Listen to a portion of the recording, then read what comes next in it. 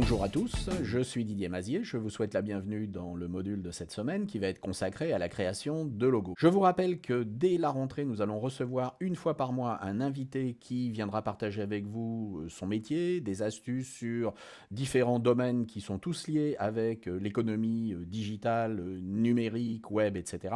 Ne manquez donc pas ces épisodes, abonnez-vous, abonnez vos amis et venez nombreux. Il y a quelque temps, on m'avait demandé de choisir parmi ces 5 logos celui que je préférais. Il y a ici un problème fondamental, c'est que ces 5 versions, en fait, ne sont pas différentes les unes des autres. Il s'agit juste d'ajustements techniques et il n'y a donc pas différentes directions qui ont été explorées. Nous allons donc reprendre le problème à la base. Outre le fait ici, bien entendu, que ce logo est flou puisque je l'ai considérablement agrandi, nous avons ici 2 problèmes fondamentaux. Premièrement, il y a un problème de lisibilité. Deuxièmement, il y a une disproportion entre l'image et le texte. D'autre part, nous ne savons pas si vraiment il est rectangulaire, carré, rond, etc.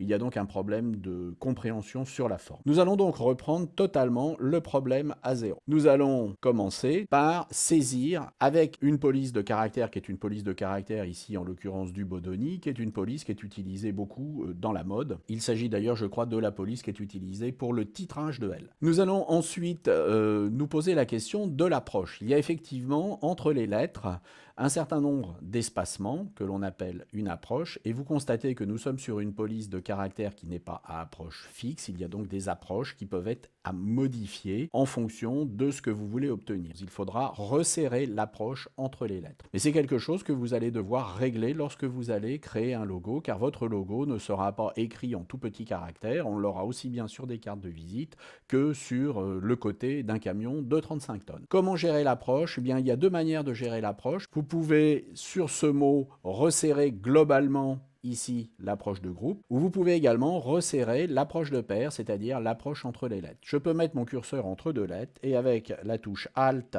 et la flèche gauche du pavé numérique, vous voyez que je resserre petit à petit. Ensuite, nous avons appliqué le même système que ce qui avait été prévu par les étudiants qui m'avaient soumis leur projet, c'est-à-dire que nous avons combiné 2 typographies, une typographie à empattement, et puis ici nous avons pris une manuaire, une script. On pourrait augmenter la taille éventuellement des initiales, mais vous voyez qu'on a quelque chose qui ne fonctionne pas très bien. Alors on peut le soumettre à nos clients, mais ici notre logo ne se tient pas bien, n'est pas forcément bien lisible, et on voit mal comment on va pouvoir l'exploiter. On peut garder cette version, et il va falloir explorer d'autres pistes. Et lorsque vous soumettrez à vos clients différentes versions, eh bien vous soumettrez des versions qui sont des pistes radicalement différentes. Vous voyez que ici j'ai utilisé un peu le même système, c'est-à-dire une combinaison de 2 typographies, une typographie à empattement et une typographie de type script, mais j'ai joué ici sur la totalité du mot beauty et la totalité du mot event. Alors ici on a un mot event qui ressort beaucoup plus. Vous remarquez que si je réduis la taille, on reste toujours très lisible sur event, et même avec quelque chose qui est tout petit, eh bien on continue à voir event. Nous allons maintenant travailler avec un système radicalement différent, c'est-à-dire que nous allons ici utiliser la même police de caractère, et cette même police de caractère, nous allons la déployer dans 2 styles différents.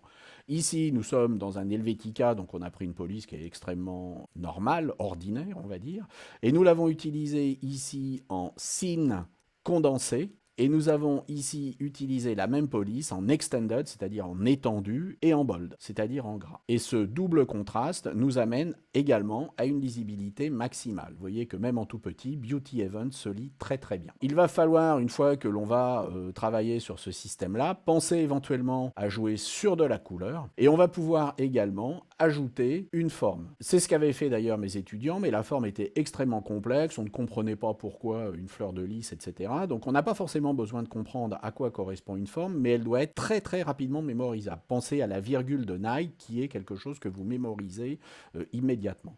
Nous pouvons donc ici utiliser une forme, et nous avons par contre ici quelque chose qui est très clairement rectangulaire. Dans la version précédente, nous avions quelque chose qui était plutôt carré. Il va falloir ensuite vérifier que tout cela fonctionne sur du noir et blanc, car tout ne peut pas toujours être imprimé ou présenté en couleur. Vous voyez qu'ici ça fonctionne à peu près bien, et il reste une vérification, vous vous en doutez, qu'il faudra faire, qui est de vérifier que tout fonctionne quand on est sur des couleurs inversées, c'est-à-dire sur un fond noir. Et ici, nous allons faire la vérification que tout fonctionne sur un fond noir. Alors nous pouvons maintenant éventuellement présenter deux versions versions à nos clients. Cette version-là, et puis la version numéro 2. Ici, nous serons plus sur quelque chose de carré, éventuellement nous pourrons le retravailler, et nous aurons une deuxième version à présenter qui sera celle-ci. Alors j'espère que ces petites idées sur la création de logos vous auront intéressé, et je vous rappelle que nous recevrons une fois par mois un invité qui viendra partager avec nous ses astuces et la pratique de son métier dans les domaines du digital et du e-business. Donc ne loupez pas ces épisodes, abonnez-vous, abonnez vos amis, partagez cette chaîne, elle est gratuite, vous pouvez même l'intégrer sur vos sites web si vous le souhaitez, il suffit de copier les codes sur la page de YouTube. Je vous souhaite à tous de faire de très beaux logos et vous dis